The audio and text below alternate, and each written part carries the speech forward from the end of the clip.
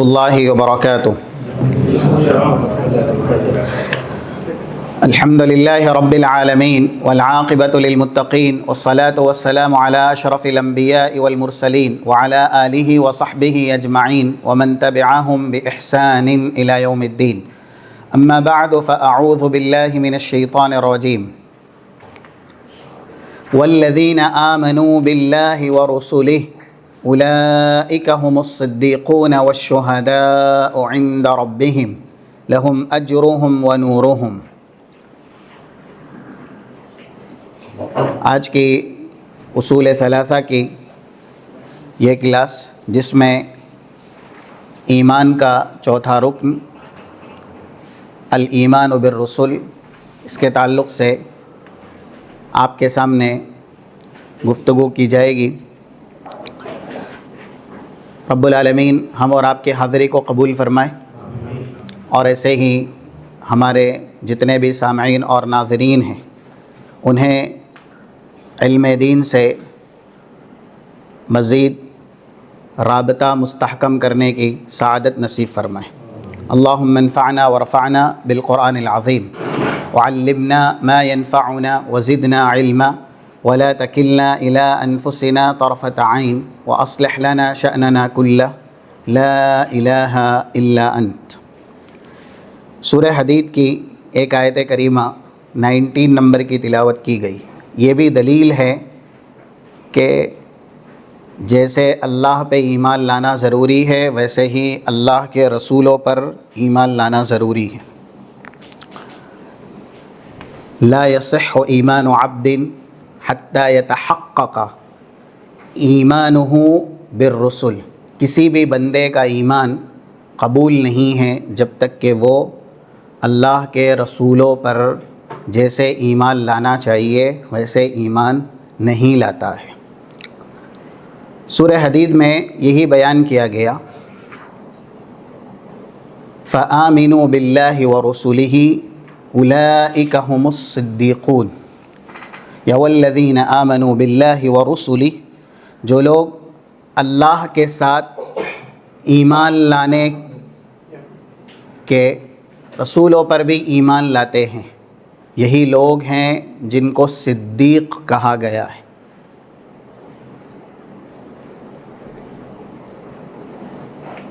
اور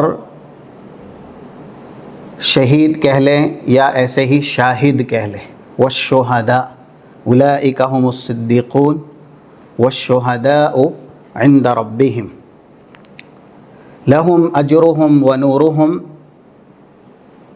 ان کے لیے اللہ کے پاس ان کا اجر ہے، اور ایسے ہی جو اعمال صالحہ یہ کرتے ہیں اس کا نور ہے۔ رسول کی تعریف آپ کے سامنے بیان کی گئی تھی، من اوحی الیہ من البشر وامر بالتبلیغ، اللہ جس کے اوپر وحی کرے، اس لیے کہ رسول کسے بنانا ہے یہ رب العالمین کی پسند ہے۔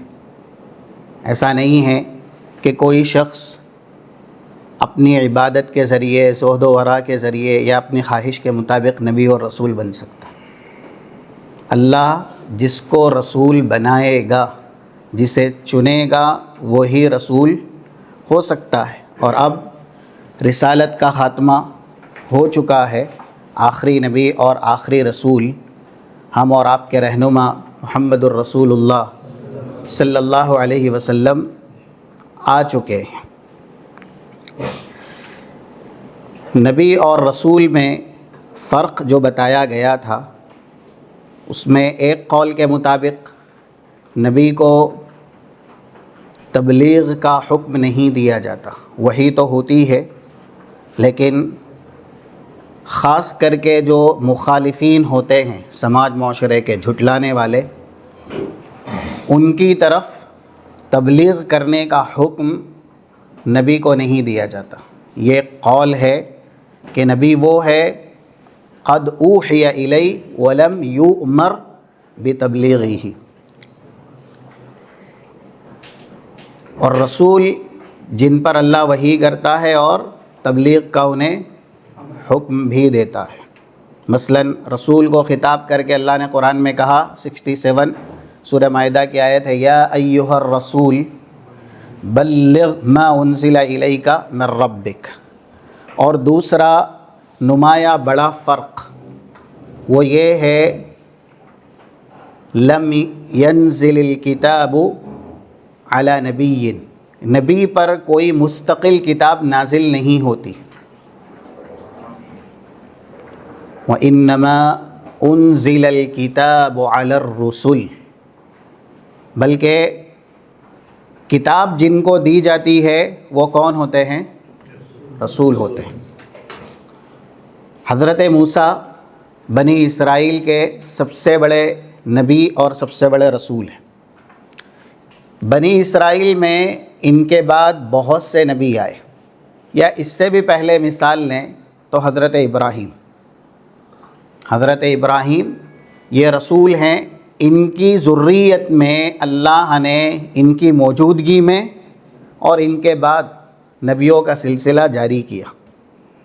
کون ہے سر دست ان کی موجودگی میں نبی؟ حضرت ابراہیم کی موجودگی میں دونوں فرزند نبی ہیں۔ اب انہوں نے کس کی طرف بلایا؟ حضرت اسماعیل یا ایسے ہی حضرت اسحاق، جو شریعت یا جو کتاب یعنی صحیفے حضرت ابراہیم کو دیے گئے تھے اس کی طرف انہوں نے دعوت دی۔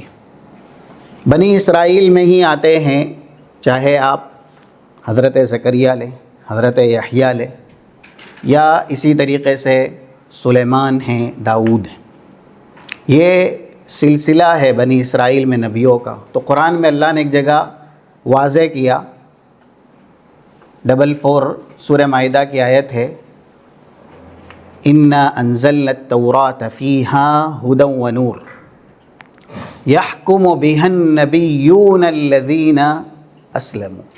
دیکھیے یہاں النبی نہیں کہا گیا، النبیون کہا گیا، اور پچھلا ذکر ہے تورات کا، اِنَّا أَنزَلْنَا التَّوْرَاةَ، ہم نے تورات نازل کی، فِيهَا هُدًى وَنُورٌ، جس کے اندر ہدایت اور نور ہے۔ يَحْكُمُ بِهَا یعنی يَحْكُم بِالتَّوْرَاةِ النَّبِيُّونَ، اسی تورات کا حکم دیتے ہیں یا اسی کے ذریعے فیصلہ کرتے ہیں النبیون الذین اسلموا، بہت سے نبی۔ تو نبی کو کتاب نہیں دی جاتی، بلکہ جو رسول کی طرف کتاب نازل ہوتی ہے اسی کتاب کی طرف نبی لوگوں کو دعوت دیتا ہے۔ تو یہ فرق قرآن سے ہی واضح ہوا۔ نبی وہ ہیں جن کے اوپر کوئی کتاب نازل نہ کی گئی ہو، رسول وہ ہیں جن کو کتاب دی گئی ہو۔ ایسے ہی کلام مجید میں آپ یہ پائیں گے نبی مستقل شریعت نہیں دیے جاتے، اس لیے کہ کتاب جب ان کو مستقل نہیں ملی تو شریعت بھی ان کی مستقل نہیں ہوتی، بلکہ امر کل نبی ان یدعو یا ان یدعو الی شرع من کان قبلہ، جو رسول اس نبی سے پہلے آیا ہے اسی رسول کی شریعت کی طرف یہ نبی لوگوں کو دعوت دے گا۔ اور جو رسول ہوتے ہیں ان کو مستقل شریعت دی جاتی ہے۔ اللہ کے نبی کو اللہ نے کیا کہا؟ سورۃ الجاثیہ کی آیت لکھائی گئی تھی 18 نمبر کی، ثم جعلناک علی شریعۃ من الامر، ہم نے آپ کو مستقل شریعت دی فاتبعھا، تو آپ اسی شریعت کی پیروی کریں گے۔ ہاں 18 نمبر کی آیت ہے جی۔ تو یہ بھی ایک بڑا فرق ہے، نبی کو مستقل شریعت نہیں دی جاتی اور رسول کو مستقل شریعت دی جاتی۔ حضرت عیسیٰ بنی اسرائیل میں ہی آئے ہیں، لیکن نبی کے ساتھ وہ رسول بھی ہیں۔ تو قرآن میں آپ فرق دیکھیں گے، 50 نمبر کی آیت جو آل عمران کی ہے، ومصدقا لما بین یدی من التوراۃ وَلِأُحِلَّ لَكُمْ بَعْضَ الَّذِي حُرِّمَ عَلَيْكُمْ۔ حضرت عیسیٰ کہہ رہے ہیں انجیل جو مجھے دی گئی ہے اس کے اندر تورات کی باتوں کی صداقت ہے۔ جیسے قرآن ہے تو قرآن میں ساری آسمانی کتابوں کی صداقت ہے اجمالی طور سے، اور حضرت عیسیٰ نے یہ بھی کہا وَلِأُحِلَّ لَكُمْ بَعْضَ الَّذِي حُرِّمَ عَلَيْكُمْ، بنی اسرائیل میں تمہارے لیے وہ کچھ چیزیں جو تم پر حرام کی گئی تھی حلال کر رہا ہوں۔ یعنی اللہ نے ان کو جو شریعت دی اس میں وہ چیزیں حلال کی جو حضرت موسیٰ کے زمانے میں بنی اسرائیل پر ان کی نافرمانی کی وجہ سے حرام کی گئی تھی۔ معلوم ہے کیا چیزیں حرام کی گئی تھی؟ قرآن میں ہے یہ وَعَلَى الَّذِينَ هَادُوا حَرَّمْنَا كُلَّ ذِي ظُفُرٍ وَمِنَ الْبَقَرِ وَالْغَنَمِ حَرَّمْنَا 15 شاید 143 ہاں سورہ انعام کی آیت، انعام۔ اور ساتھ ساتھ یہ بھی کہا وَجِئْتُكُمْ بِآيَةٍ مِّن رَبِّكُمْ، میں لے کے آیا ہوں کچھ نشانیاں۔ تو مستقل کتاب دی اللہ نے حضرت عیسیٰ کو، تو شریعت بھی مستقل تھی۔ بنی اسرائیل ہی میں سے ہیں وہ، لیکن رسول ہیں اس لیے ان کو حضرت موسیٰ سے زائد چیزیں دی گئی جو تورات کے اندر موجود نہیں تھی، یہ قرآن ہی بتا رہا ہے۔ اور آخری جو فرق ہے یہ بھی آپ کو قرآن کریم پڑھنے سے ہی پتہ چلے گا۔ جہاں جہاں آپ رسول کا لفظ پاتے ہیں اکثر جگہ پہ رسول کے لفظ کے ساتھ آپ کو بینات کا لفظ ملتا ہے۔ کیا ملتا ہے؟ بینات۔ اس کی واضح مثال سورہ حدید کی 25 نمبر کی آیت لَقَدْ أَرْسَلْنَا رُسُلَنَا بِالْبَيِّنَاتِ۔ ایسے ہی سورہ ابراہیم میں شروع میں 8 نمبر کی آیت ہے غالباً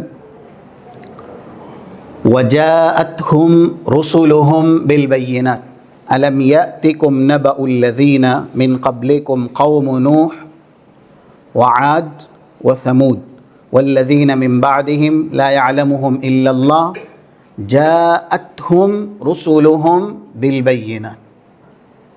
اکثر جگہ آپ رسول کے ساتھ یہ صفت پائیں گے کہ اللہ نے بینات کا تذکرہ کیا ہے، یعنی رسول کو اپنی رسالت یا نبوت ثابت کرنے کے لیے کوئی نہ کوئی معجزہ دیا جاتا تھا، اور وہ واضح معجزہ ہوتا جس سے کہ رسول اپنی نبوت اور اپنی رسالت جو منکرین ہیں ان کے سامنے بطور حجت ثابت کرتے۔ اللہ کے نبی پر کئی ایک معجزات اللہ نے نازل کیے، قرآن کریم جس میں سے سب سے بڑی مثال ہے۔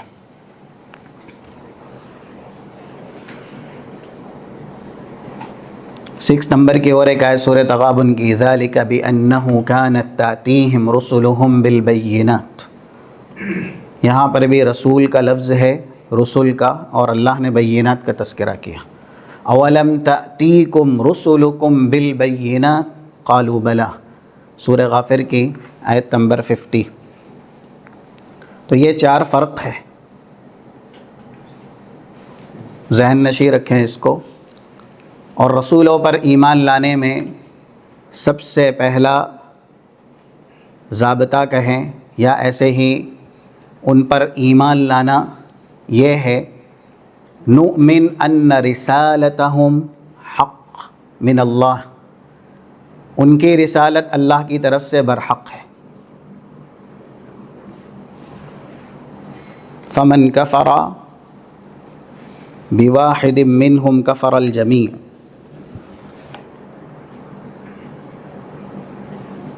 اس کی بھی دلیل دی گئی تھی فمن کفر بواحد منہم فقد کفر بالجمیع کذبت قوم نوح المرسلین، 105 سورۃ الشعراء کی آیت ہے، کیونکہ حضرت نوح اکیلے تھے قوم نوح کی طرف، تو اللہ نے یہ نہیں کہا کذبت قوم نوح نوحا، بلکہ کہا کذبت قوم نوح المرسلین، سارے رسولوں کا قوم نوح نے انکار کیا، جبکہ انہوں نے ان کی طرف بھیجے گئے ایک ہی رسول حضرت نوح کا انکار کیا تھا۔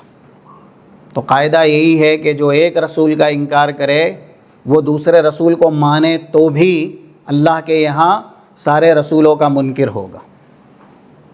یہودی حضرت موسیٰ کو مانتے، عیسائی حضرت عیسیٰ کو مانتے، یہ دونوں ہی اللہ کے نبی صلی اللہ علیہ وسلم کو نہیں مانتے۔ تو اللہ کے یہاں یہ حضرت موسیٰ کے بھی منکر ہے، حضرت عیسیٰ کے بھی منکر ہے، اس لیے کہ وہ جو آیت ہے 152 نمبر کی سورہ نساء کی، والذین آمنوا باللہ ورسلہ ولم یفرقوا بین احد منہم، جو لوگ ایمان لاتے ہیں اللہ پر اور اس کے رسول پر اور تفریق نہیں کرتے رسولوں کے بیچ میں۔ 152 سورہ نساء،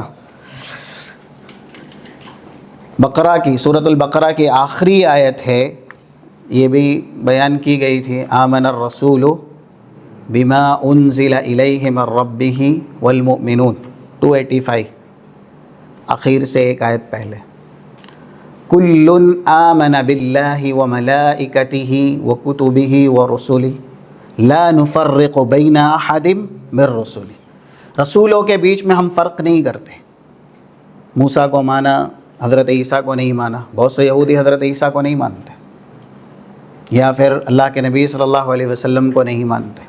تو جس نے بھی رسولوں کے بیچ میں فرق کیا اس کے ایمان کو اللہ کے یہاں قبول نہیں کیا جائے گا۔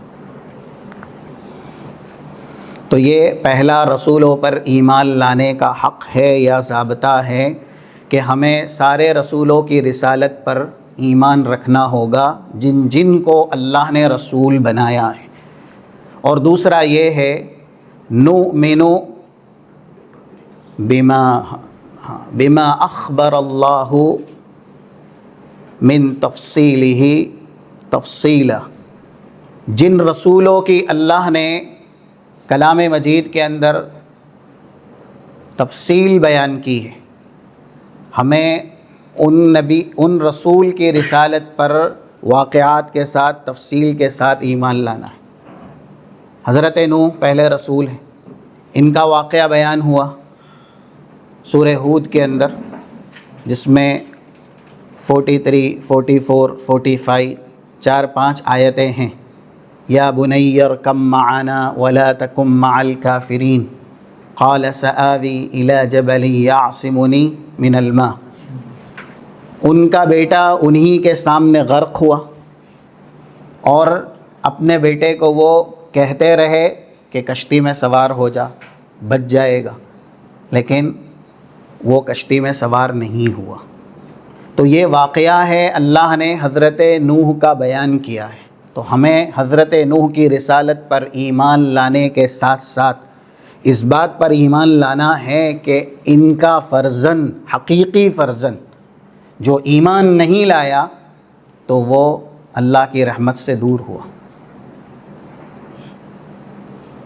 حضرت موسیٰ کا واقعہ قرآن میں سب سے زیادہ بیان ہوا، تو تفصیل ہے ان کے واقعات کی، اس لیے جن رسولوں کے قصے واقعات قرآن میں بیان ہوئے ہیں ان تمام تر واقعات کی صداقت اور اس کی تصدیق کرتے ہوئے ان رسولوں پر ہم ایمان لائیں گے۔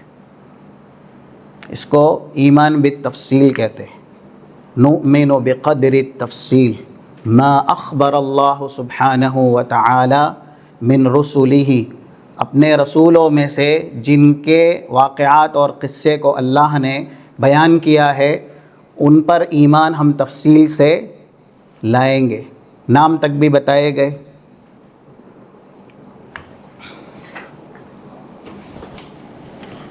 وہ آیتیں یاد کی آپ نے، 3 آیت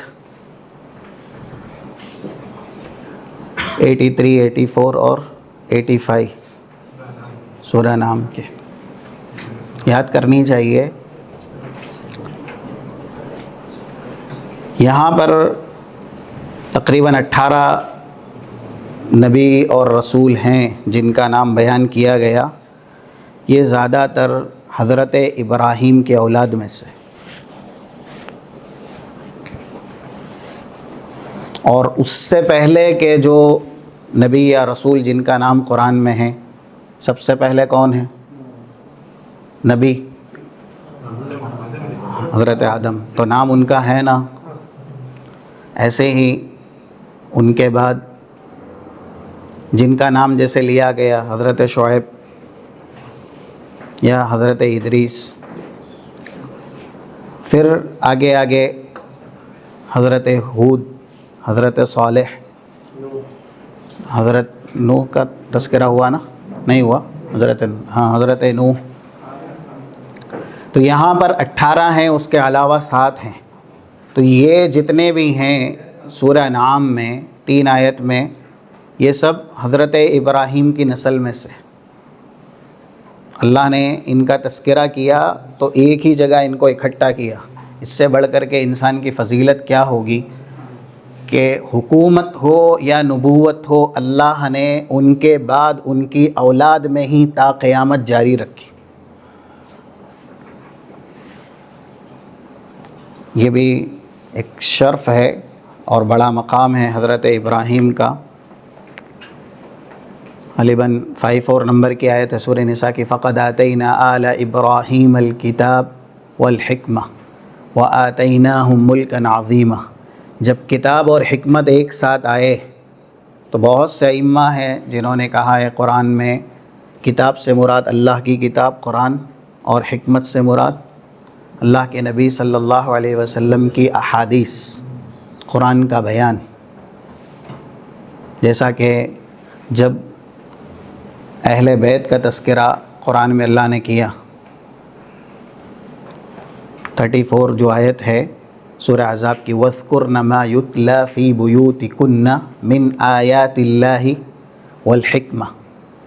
حالانکہ حکمت کے دوسرے معنی بھی ہیں جو قرآن میں اللہ نے بیان کیے ہیں، لیکن جب کتاب کے ساتھ حکمت کا لفظ آئے تو چونکہ الکتاب اس پر بھی الف لام ہے، الحکمہ اس پر بھی الف لام ہے، تو اس سے مراد کتاب سے قرآن کریم اور حکمت سے اللہ کے نبی صلی اللہ علیہ وسلم کی احادیث. اب آپ یہ دیکھیں، فقد آتینا آل ابراہیم الکتاب، حضرت ابراہیم کی نسل میں ہی ہم نے کتاب کا سلسلہ بھی رکھا، والحکمہ، اور کیونکہ ہمارے لیے اللہ کے نبی ہیں، ان کو جو کتاب دی گئی ہے ہم کو وہ کتاب ماننی ہے، اور حکمت چونکہ آپ کی احادیث، آپ ہمارے نبی ہیں، ہمارے رسول ہیں. آپ سے پہلے جن جن رسولوں کی ذمہ داری تھی کہ وہ کتاب کا بیان کریں، یعنی ان کے کلمات. تو یہ آیت دلیل ہے حضرت ابراہیم کے بعد چاہے حکومت ہو، وَآتَيْنَاهُمْ مُلْكًا عَظِيمًا، حضرت سلیمان بھی انہی کے اولاد میں سے، جو کہ سب سے بڑی حکومت اور بادشاہت دیے گئے نبوت کے ساتھ ساتھ. حضرت داؤد بھی انہی کے اولاد میں سے ہیں جو حکومت اور بادشاہت بھی دیے گئے نبوت کے ساتھ. کتنا بڑا مرتبہ ہے حضرت ابراہیم کا، اور یہ سب ہے توحید کی وجہ سے. جو لوگ اس حقیقت کو نہیں سمجھ پاتے کہ آپ کی توحید صرف آپ کے لیے جنت کا موجب نہیں ہے کہ وہ جنت تک لے کے جائے گی یا جنت آپ کو دلائے گی. آپ کی توحید آپ کی دنیا کی سعادت بھی ہے، آپ کی دنیا کی فوز و فلاح اور دنیا کی کامیابی کی ضمانت بھی ہے. آدمی کی توحید مضبوط ہو تو رب العالمین اسے دنیا کے اندر بھی بڑے بڑے مقام مرتبے عنایت کرتا ہے. حضرت ابراہیم کو اور ان کی اولاد کو اتنا سب کچھ دیا جانا اس بات کی دلیل ہے کہ جو کارنامہ ان کا ہے یہ اس کا صلہ اور یہ اس کا بدلہ ہے. تو ہم اور آپ کو بھی توحید کی حفاظت اور توحید کی صیانت زیادہ سے زیادہ کرنی چاہیے. انسان کلمہ ہی کہہ کے اسلام میں داخل ہوتا ہے اور جنت میں بھی پہنچتا ہے یہی کلمے پر اگر اس کا خاتمہ ہے. 3116 ابو داؤد کی حدیث ہے، من کان آخر کلام لا الہ الا اللہ دخل الجنہ۔ ابتدا اور انتہا اگر آپ کی توحید پر ہے تو انشاءاللہ اللہ کے عذاب سے آپ بچائے جائیں گے اور جنت میں آپ داخل کر دیے جائیں گے۔ ایک ہلکا سا ذکر بھی نہ آپ کو دوزخ کے عذاب سے قطعاً، یقیناً اور حتماً لازماً بچا لیتا ہے اگر اس ذکر میں توحید کے کلمات موجود ہیں۔ 267 جو سلسلہ صحیحہ میں حدیث ہے، اللہم انی اشہدک واشہد ملائکتک وحملۃ عرشک واشہد من فی السماوات ومن فی الارض انک انت اللہ لا الہ الا انت وحدک لا شریک لک واشہد ان محمدا عبدک ورسولہ، من قالها مرہ اعتق اللہ ثلثہ من النار ومن قالها مرتين اعتق اللہ ثلثی من النار ومن قالها 3 مرات اعتق اللہ کلہ من النار۔ یہ ذکر پورا توحید پر مبنی ہے۔ ایک بار اگر آپ پڑھتے ہیں 24 گھنٹے میں تو آپ کے جسم کا 1/3 حصہ اللہ دوزخ سے آزاد کر دیتا ہے۔ 2 بار پڑھتے ہیں تو 2/3 حصہ، اور اگر 3 بار پڑھ لیتے ہیں، پڑھنا چاہیے۔ اپنی اولاد اور اپنی نسل کو بھی یہ سکھانا چاہیے کہ اس طرح کے اذکار زیادہ سے زیادہ پڑھے جائیں جس میں خالص توحید ہے۔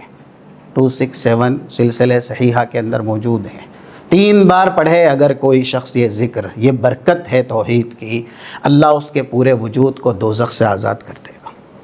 اسی لیے سب سے زیادہ یہ کہا جاتا ہے کہ توحید کی حفاظت کریں، کیونکہ اگر نام اعمال میں وہ صحیح ہے تو رب العالمین زمین سے لے کر کے آسمان تک کے گناہ بھی معاف کر دے گا۔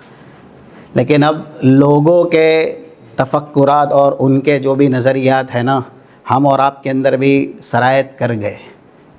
اب توحید پر ہی کیوں بولتے ہیں، یا ایسے ہی ہر عنوان، ہر موضوع آپ کا توحید ہی کیوں ہوتا ہے؟ تو اللہ کے نبی صلی اللہ علیہ وسلم کا آغاز دن کا، آپ کا رات میں سونے تک کا عمل، یہ پوری عبارت ہے توحید کی۔ آپ شروعات بھی توحید سے کرتے تھے، آپ اپنے عمل کا خاتمہ بھی توحید پہ کرتے تھے۔ سورہ اخلاص اور سورہ کافرون، فجر کی 2 رکعت پڑھی۔ سب سے پہلے فجر کی نماز کون سی؟ فجر کی 2 رکعت سنت نا؟ آپ کیا پڑھتے تھے اس میں؟ قل یا ایھا الکافرون اور قل هو اللہ احد۔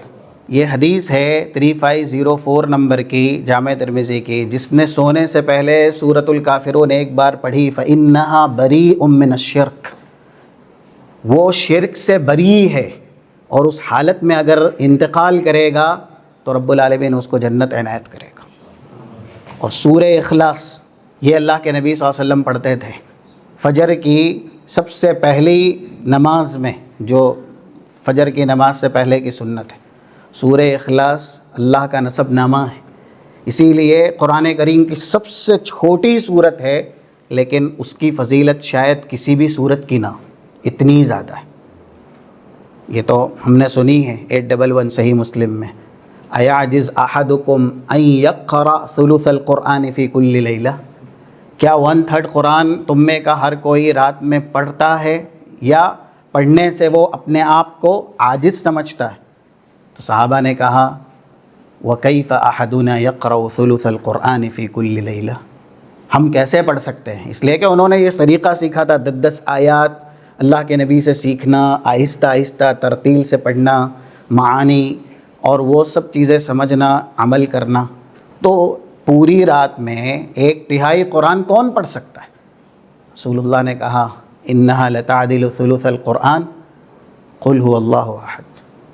تو قل هو اللہ احد یہ قرآن کا 1/3 حصہ ہے، 3 بار پڑھے تو آپ کو پورے قرآن پڑھنے کا اجر و ثواب ملتا ہے۔ اور یہی صورت ایک شخص کو دیکھا پڑھتے ہوئے تو اللہ کے نبی نے کہا وجبت۔ یہ 2898 جامع ترمذی کی حدیث، برکت ہے توحید کی۔ پڑھتے ہوئے سنا، سمع رجلا یقرأ قل هو اللہ احد، ایک آدمی قل اللہ احد پڑھ رہا تھا، کہا وجبت وما وجبت، حضرت ابو ہریرہ ساتھ میں تھے، کہا وجبت لہ الجنہ، اس لیے کہ وہ اللہ کا نسب نامہ پڑھ رہا ہے۔ سورہ اخلاص تو جنت اس کے لیے اللہ نے لازم کر دی ہے۔ اس لیے اعمال اگر پہاڑوں کے برابر ہے یا سمندر جتنے بھی ہیں، لیکن انسان کی توحید میں نقص اور خلل ہے، اللہ کے یہاں ہبا منصورہ کر دیے جائیں۔ کوئی وقعت اور کوئی حیثیت نہیں ہے اعمال کی اگر اس میں توحید نہیں ہے۔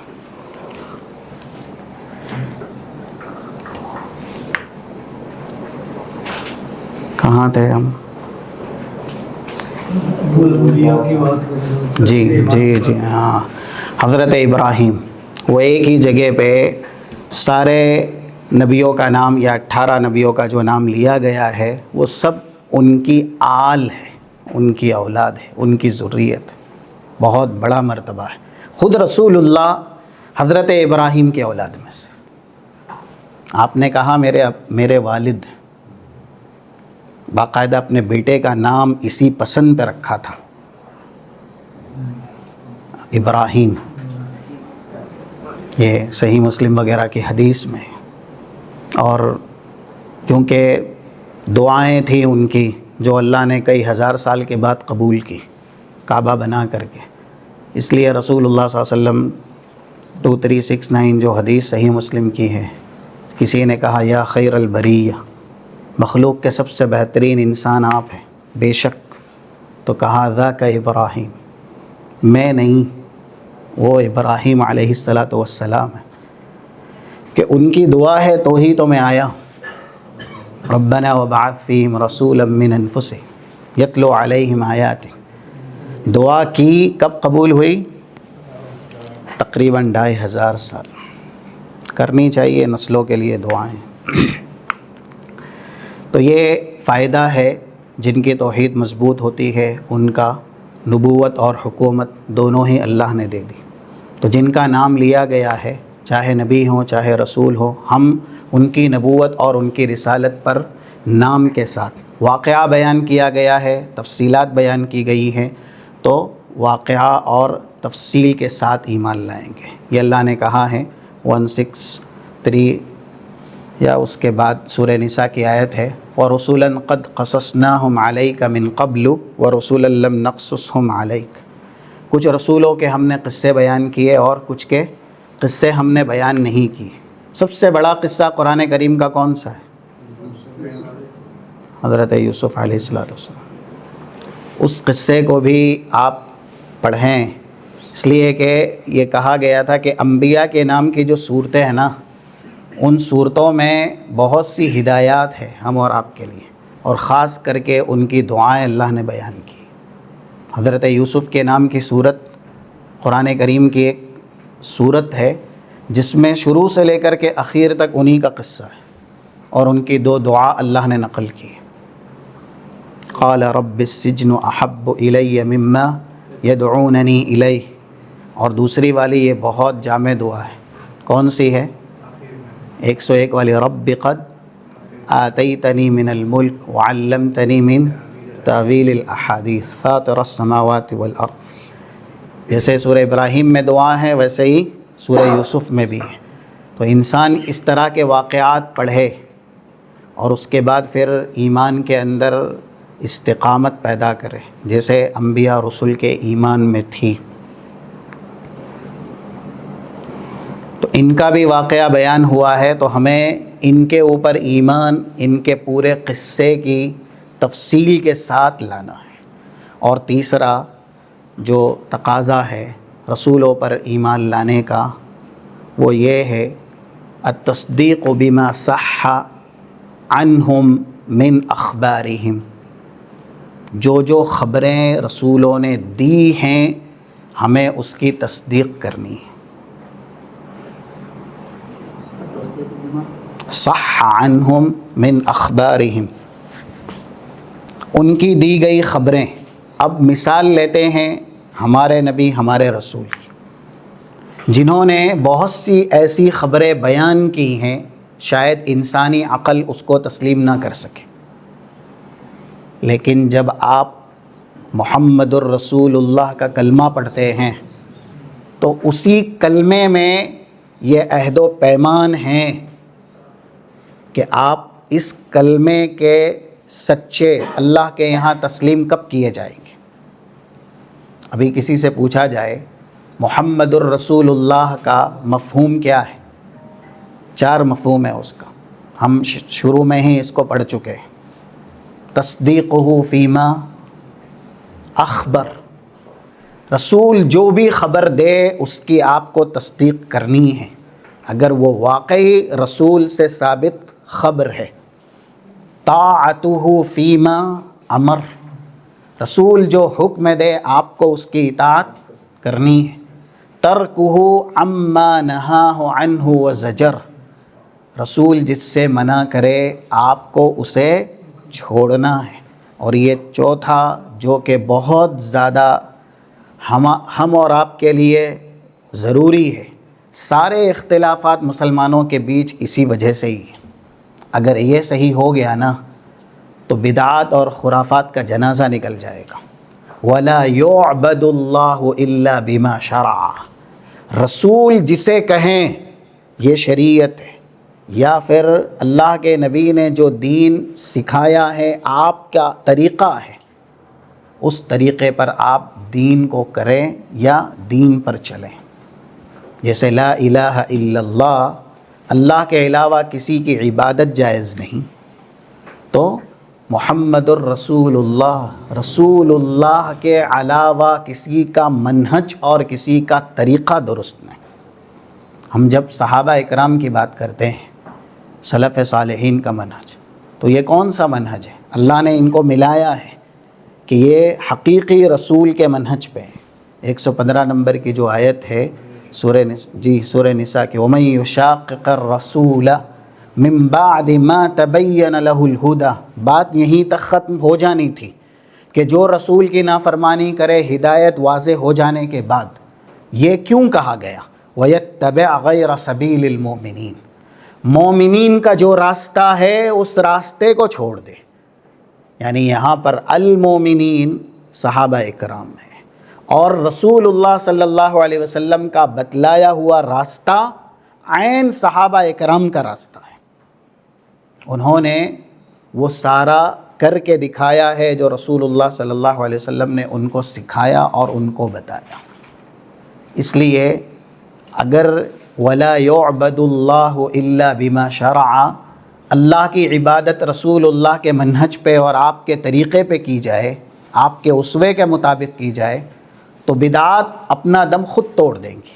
لیکن حالت تو یہ ہے کہ لوگ اللہ کے نبی صلی اللہ علیہ وسلم کے فرامین کو امت کے ایرے غیر شخص کے فرامین کے سامنے رد کر دیتے ہیں، وہ امتی کے فرمان کو ترجیح دیتے ہیں۔ ابھی آپ سنے ہوں گے اس طرح کی بات، کوئی شخص نماز میں امام کے پیچھے سورہ فاتحہ پڑھتا ہے، جہری ہے یا سری ہے، لیکن اگر وہ یہ کہے کہ میں شافعی ہوں یا ایسے ہی میں حنبلی ہوں تو صحیح ہے آپ، کیوں کہ 4 مصلی 4 امام یہ برحق ہے۔ لیکن اگر وہ اپنے آپ کو شافعی یا حنبلی نہیں کہتا اور وہ یہ کہہ کر کے کہتا ہے کہ اللہ کے نبی کا فرمان ہے لا صلاۃ لمن لم یقرأ بفاتحۃ الکتاب، یا من صلی صلاۃ لم یقرأ فیہا بأم القرآن فہی خداج، جو 395 صحیح مسلم کی حدیث ہے کہ اس کی نماز کا کوئی اعتبار ہی نہیں ہے جس نے سورہ فاتحہ نہیں پڑھی۔ یہ رسول نے فرمایا ہے تو آپ غلط ہیں۔ شافعی اور حنبلی ہونے کی وجہ سے اگر آپ سورہ فاتحہ پڑھتے ہیں نماز میں، جہری نماز ہو یا ایسے ہی سری نماز ہو امام کے پیچھے، تو کیونکہ 4 امام برحق ہیں تو یہ آپ نے صحیح کیا۔ یہ ہے مسلمانوں کی سوچ۔ لیکن ایک شخص یہ کہہ کر کے عمل کرتا ہے کہ یہ نبی کا فرمان ہے، اسے کہا جاتا ہے کہ تم اس امام کے خلاف جا رہے ہو جس نے کہا ہے کہ جہری نماز میں امام کے پیچھے آپ کو کچھ نہیں پڑھنا، یا سری نماز میں بھی امام کے پیچھے آپ کو کچھ نہیں پڑھنا۔ یعنی اماموں کا نام لے کر کے اگر آپ حق پہ چلیں تو امت کی سوچ یہ ہے کہ آپ صحیح ہیں، آپ حق پہ ہیں، لیکن اگر نبی کا نام لے کر کے آپ حق پہ چلے تو امت کی سوچ یہ ہے کہ آپ غلط ہیں۔ ہے ایسا؟ کبھی بھی پوچھئے کسی سے جو اپنے آپ کو کہتا ہے میں فلاں ہوں، یعنی حنفی ہوں، اس کو آپ کہیے میں شافعی ہوں، اور میں آمین بالجہر اس کو بھی کرتا ہوں، رفع الیدین اس کو بھی کرتا ہوں، یا اسی طرح امام کے پیچھے سورہ فاتحہ بھی پڑھتا ہوں. صحیح ہے، آپ بھی صحیح، میں بھی صحیح. ہاں یہی جواب ہے امت کا. لیکن کوئی یہ کہے کہ میں اس لیے آمین بالجہر کرتا ہوں کہ رسول اللہ نے کہا اذا قال الامام غیر المغضوب علیہم ولا الضالین فقولوا آمین، تو اس کو کہا جائے گا تم نے امام کی خلاف ورزی کی. نہیں، امام کا نام لے کر کے آپ حق پہ چلیں تو آپ حق پر ہیں. لیکن جو امام الائمہ ہیں، جن سے بڑا برتر بہتر بلندتر کوئی امام ہی نہیں ہے، اللہ نے ایک مثال زندہ رکھی ہے لوگوں کو سمجھانے کے لیے، جن کو سمجھ ہو ان کو سمجھ آ جاتی ہے. 7980 یہ آیتیں سورہ ال عمران کی ہیں. وَإِذَا أَخَذَ اللَّهُ مِيثَاقَ النَّبِيِّينَ لَمَا آتَيْتُكُم مِّن كِتَابٍ وَحِكْمَةٍ ثُمَّ جَاءَكُمْ رَسُولٌ مُّصَدِّقٌ لِّمَا مَعَكُمْ لَتُؤْمِنُنَّ بِهِ وَلَتَنصُرُنَّهُ. حضرت عیسیٰ آئیں گے باوجود اس کے کہ وہ خود ایک رسول ہیں، ان کو مستقل ایک شریعت دی گئی ہے، کتاب دی گئی ہے، لیکن امتی کی حیثیت سے نازل ہوں گے اور لا الہ الا اللہ محمد الرسول اللہ کا کلمہ پڑھیں گے اور رسول اللہ صلی اللہ علیہ وسلم کی شریعت کے مطابق چلیں گے. جب ایک رسول جو مستقل رسول ہیں وہ اللہ کے نبی کی امت میں آ رہے ہیں تو نبی کے نام کا کلمہ بھی پڑھ رہے ہیں، نبی کی شریعت کے مطابق عمل بھی کر رہے ہیں. تو جو نبی ہے ہی نہیں، جو رسول ہے ہی نہیں، کائن من کان، پھر وہ کوئی بھی کیوں نہ ہو، کیا اس کی بات کو رسول اللہ کی حدیث پر یا اس کے عمل کو رسول اللہ کے عمل پر ترجیح دی جا سکتی؟ اسی لیے وہ باتیں صحیح ہے مستند احمد کی کہ جب تورات کا نسخہ دیکھا تھا رسول اللہ نے حضرت عمر کے ہاتھ میں، امتہوکون فیہا یا ابن الخطاب، غالباً 15156 یعنی 15156 نمبر کی یہ حدیث ہے مستند احمد کی. تو انہوں نے جواب نہیں دیا. حضرت عمر ویسے رسول اللہ کا غصہ دیکھ کر کے سرد ہو گئے تھے. آپ نے ایک جملہ اخیر میں ارشاد فرمایا تھا، لو کان موسیٰ حیا ما وسعہ الا ان یتبعنی. کیا مقام ہے موسیٰ کلیم اللہ، عیسیٰ روح اللہ، ان کو بھی چارہ کار نہیں ہے کہ رسول اللہ کی موجودگی میں آئیں تو اپنی شریعت پر عمل کریں. تو جو ویسے ہی رسول کا امتی ہے اس کی بات کو رسول کی بات پر، رسول کی حدیث پر ترجیح کیسے دی جا سکتی؟ اتنی بات کیوں نہیں سمجھ میں آتی؟ اس لیے وَلَا يُعْبَدُ اللَّهُ إِلَّا بِمَا شَرَعَ. اللہ کی عبادت کرنا جیسے یہ کمال ہے، اس سے بڑا کمال ہے کہ آپ اللہ کی عبادت رسول اللہ کے منہج پہ کریں، رسول اللہ کے طریقے پہ کریں. کیونکہ اگر دوسرا صحیح نہیں ہے نا تو اللہ کی عبادت کرتے ہوئے بھی آپ جنت نہیں پائیں گے. مثلاً ایک انسان 5 وقتہ نماز کا پابند ہے، نماز پڑھ رہا ہے، لیکن ویسے نہیں پڑھتا جیسے رسول نے پڑھی ہے، تو آپ اٹھائیے. 389 صحیح بخاری کی حدیث حضرت حذیفہ نے کہا تھا، رأى رجلا لا يتم رکوعه ولا يتم سجودا فلما قضى صلاة.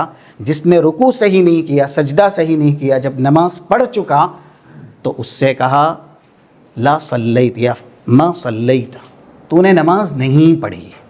اور فَإِن مِتَّ عَلَى ذَلِكَ مِتَّ عَلَى غَيْرِ سُنَّةِ محمد صلی اللہ علیہ وسلم. اگر تو ایسے ہی نماز پڑھ کے چلا گیا نا تو کل رسول اللہ دامن جھاڑ دیں گے، تیرا اللہ کے نبی صلی اللہ علیہ وسلم سے کوئی رشتہ واسطہ ہوگا ہی نہیں. کیونکہ نماز تو پڑھی ہے لیکن رسول اللہ کے طریقے کے مطابق نہیں پڑھی. 60 سال اگر ایک انسان نماز پڑھے اور اللہ کے نبی صلی اللہ علیہ وسلم کا طریقہ اختیار نہ کرے تو اللہ یہ نہیں دیکھے گا کہ 60 سال اس نے نماز پڑھی ہے، اس کی ساری نماز منہ پہ مارے گا. یہ بھی حدیث ہے 2535 سلسلے سے ہم ان الرجل لیصلی 60 صلاۃ وما تقبل له صلاۃ. 60 سال ایک انسان نماز پڑھتا ہے لیکن اس کی ایک بھی نماز اللہ قبول نہیں کرتا. کیوں؟ لأنه لا يدري كيف يصلي. یہ آدمی جانتا ہی نہیں نماز کیسے پڑھنی چاہیے. یتم رکوعہ ولا یتم سجودہ ویتم سجودہ ولا یتم رکوعہ. اس کا رکوع ٹھیک ہے تو سجدہ ٹھیک نہیں ہے، سجدہ صحیح ہے تو رکوع صحیح نہیں ہے. تو یہ مقام ہے، یہ مرتبہ ہے رسول کی رسالت پر ایمان لانے کا، کیونکہ ہم ہمارے نبی اور ہمارے رسول ہی کی بات کریں گے نا.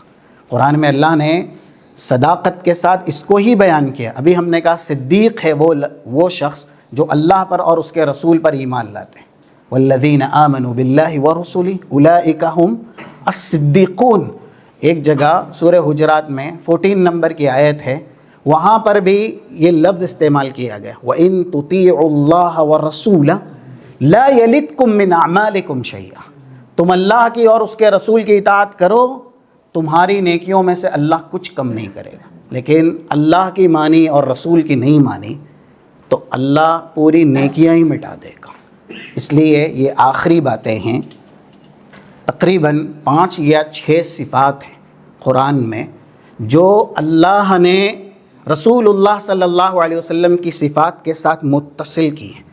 اگر رسول کی اطاعت ہے اس میں تو اللہ کی اطاعت ہے. سب سے پہلے یہی لفظ ہے. آپ قرآن میں جا بجا یہ کلمہ پائیں گے. 59 بہت مشہور آیت ہے سورہ نساء کی، یا ایھا الذین آمنوا اطیعوا اللہ واطیعوا الرسول. اطاعت کی صفت اللہ نے اپنے ساتھ لگائی ہے، رسول کے ساتھ بھی لگائی ہے. کیا ثابت کرنے کے لیے؟ جس نے میری اطاعت کی لیکن اگر رسول کی نہیں کی تو اس نے میری بھی اطاعت نہیں کی. اسی لیے ایک جگہ رسول کی اطاعت کو مقدم کیا. 80 سورہ نساء میں من یطع الرسول فقد اطاع اللہ. یہ کتنا بہترین جملہ ہے. جو رسول کی اطاعت کرے گا در حقیقت وہی اللہ کا مطیع اور فرما بردار شمار کیا جائے گا. اور اس کی تفسیر حدیث رسول میں 1835 صحیح مسلم، من اطاعنی فقد اطاع اللہ. جس نے میری مانی، میری اطاعت کی، اسی نے ہی اللہ کی اطاعت کی. تو ایک اطاعت کا لفظ ہے، دوسرا اذیت کا لفظ ہے. اذیت، تکلیف. ایک شخص اللہ کو تکلیف نہیں دیتا لیکن رسول اللہ کو تکلیف دیتا ہے، تو اللہ نے یہ بھی ساتھ میں استعمال کیا. اور آیت ہے 5758 سورہ احزاب کی، ان الذین یؤذون اللہ ورسولہ. جو اللہ کو تکلیف دیتے ہیں اور اس کے رسول کو تکلیف دیتے ہیں. یعنی رسول اللہ کے ساتھ بے ادبی کرنا، گستاخی کرنا، آپ کو کسی بھی طرح کی تکلیف پہنچانا، یہ اتنا بڑا گناہ ہے کہ آپ مباشرتاً ڈائریکٹ اللہ کو تکلیف دے رہے ہیں. اسی لیے حدیث میں بھی حضرت علی کی فضیلت بیان کرتے ہوئے اللہ کے نبی صلی اللہ علیہ وسلم نے کہا تھا، جو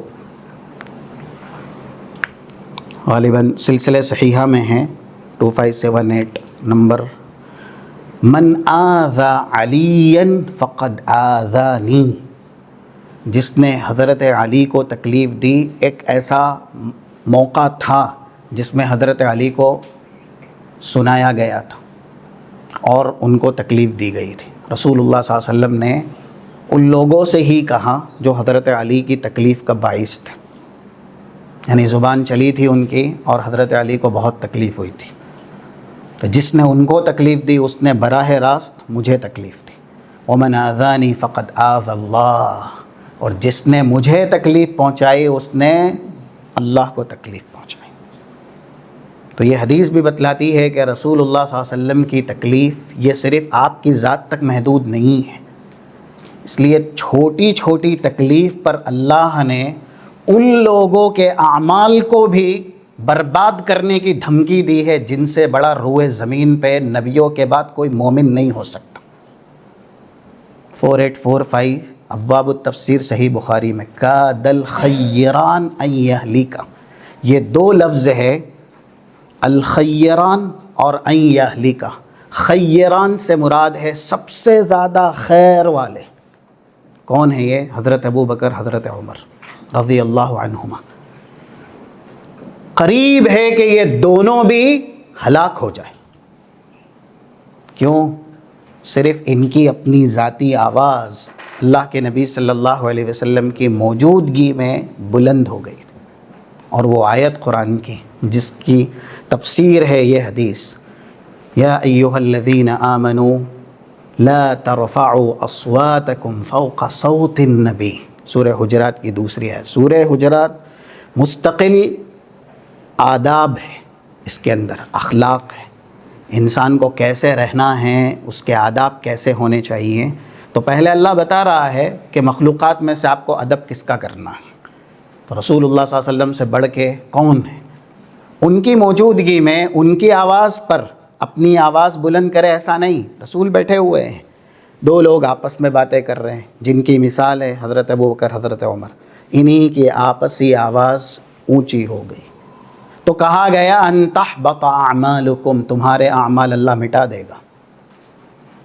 ان سے بڑا کوئی ہے جو ڈائریکٹ رسول اللہ کی حدیث پر اپنی خواہش کو ترجیح دے، یا امت میں سے کسی ایک کے فرمان کو کہ ان کی بات چلے گی ہم حدیث نہیں مانتے، اس کا عمل سلامت رہے گا؟ یہاں یہ گستاخی تو صحابہ سے تصور ہی نہیں کی جا سکتی کہ وہ رسول اللہ کی کسی بات کو رد کر دیں۔ رسول اللہ کی بات رد نہیں کی تھی انہوں نے، نہ رسول اللہ کی بات پر اپنی بات کو ترجیح دی تھی، صرف رسول کی موجودگی تھی اور صحابہ کی آپسی آواز بلند ہو گئی تھی۔ تب اللہ نے کہا کہ ہم ان کے اعمال برباد کرتے ہیں۔ تو یہ چھوٹی سی اللہ کے نبی صلی اللہ علیہ وسلم کو تکلیف یا آپ کی چھوٹی سی بے ادبی تھی، لیکن اتنی بے ادبی بھی کن سے سرزد ہو رہی ہے؟ روئے زمین کے سب سے بڑے مومنین سے، جن کا ایمان پوری امت کے ایمان سے وزنی اور بھاری ہے۔ اور یہ حدیثیں ہیں، ایسا نہیں ہے کہ یہ ہماری بات ہے، واللہ اکیلے حضرت ابوبکر کا ایمان نہ پورے امت کے ایمان سے زیادہ بھاری ہے، حضرت عمر کا ایمان پورے امت کے ایمان سے بھاری ہے۔ آج وہ امتی کیسے امتی ہیں جو ان کے اوپر نعوذ باللہ زبان سے لعن تان اور تان و تشنیع کرتے ہیں، جن کا ایمان پوری امت کے ایمان سے وزنی ہے۔ اور 1138 السنہ لابن ابی العاصم کی کتاب میں یہ موجود ہے، رسول اللہ کا فرمان۔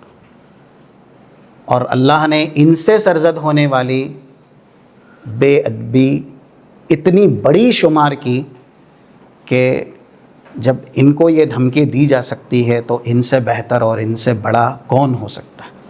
اور اگر وہ رسول اللہ کی گستاخی کرے یا آپ کو تکلیف دے تو اللہ کہہ رہا سیدھا وہ تکلیف اس نے مجھ کو دی، اور پھر رسول اللہ کو دی گئی تکلیف اگر موجب اللہ کی تکلیف ہے تو یہی ہوتا ہے کہ انسان کی نیکیاں اللہ مٹا دیتا۔ محبت میں بھی اللہ نے اپنے ساتھ رسول اللہ کا لفظ استعمال کیا، احب الیکم من اللہ ورسولہ، سورہ توبہ کی 24 نمبر کی آیت۔ رسول اللہ کی محبت ہی عین کس کی محبت ہے؟ اللہ کی محبت ہے۔ جو رسول کو نہیں مانتا، آپ کے فیصلوں کو نہیں مانتا اور کہتا ہے میں اللہ سے محبت کرتا ہوں، قرآن خود کہہ رہا 65 سورہ نساء، فلا وربک لا یؤمنون، تیرے رب کی ربوبیت کی قسم وہ مومن ہو ہی نہیں سکتا اے نبی جو آپ کو نہ مانے، آپ کے فیصلے کو نہ مانے۔ اگر فیصلے کو مان کے دل میں حرج بھی محسوس کرتا ہے تب بھی وہ مومن نہیں ہو سکتا۔ اسی طریقے سے رضا، یہ 64 65 جو آیات ہیں سورہ توبہ کی، واللہ ورسولہ احق ان یرضوہ، اللہ اور اس کے رسول زیادہ حق رکھتے ہیں کہ ہمیشہ ان کو راضی کیا جائے۔ ایسا نہیں کہ مال والوں کو راضی کیا جائے، منافقین کو دھمکی دی جا رہی ہے۔ اللہ اور اس کے رسول زیادہ حق رکھتے ہیں کہ ان کی خوشنودی تلاش کی جائے۔ تو رضا میں بھی اللہ نے اپنے نام کے ساتھ رسول کا نام ملایا کہ رسول کی رضا میں ہی میری رضا ہے، جس سے رسول راضی اس سے اللہ راضی۔ اور ایسے ہی بیعت، اور ایک خاص بیعت کا ذکر کیا جہاں صحابہ نے کہا ہم اپنے وجود کے لیے بیعت کرتے ہیں، مٹ جائیں گے۔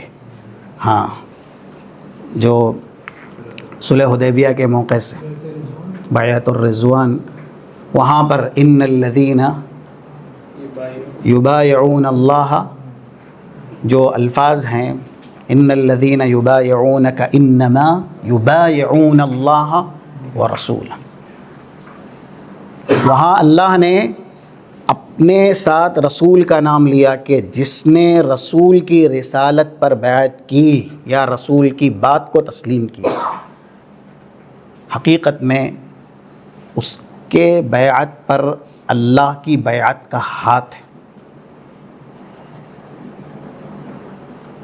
آگے کی جو آیت ہے اس میں یہی الفاظ ہیں، ید اللہ فوق ایدیہم۔ تو یہ ہے اللہ کے نبی صلی اللہ علیہ وسلم کا مرتبہ۔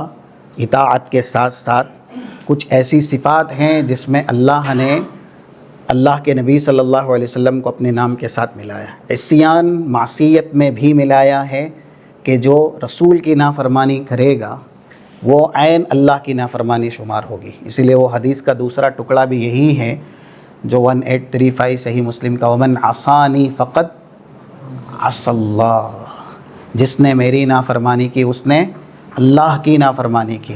اور یہ 36 نمبر کی سورہ احزاب کی آیت ہے، وَمَن يَعْصِ اللَّهَ وَرَسُولَهُ فَقَدْ ضَلَّ ضَلَالًا مُبِينًا۔